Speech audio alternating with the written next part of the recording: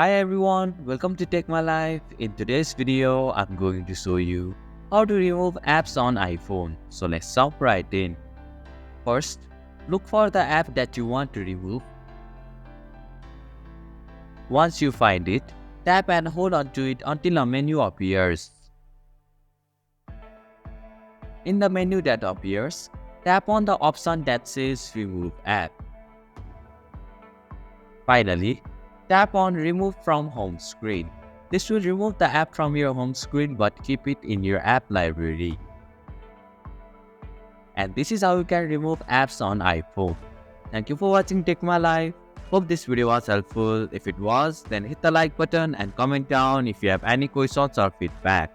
Also, if you are new to our channel, please subscribe and hit the bell icon so that you won't miss our upcoming videos.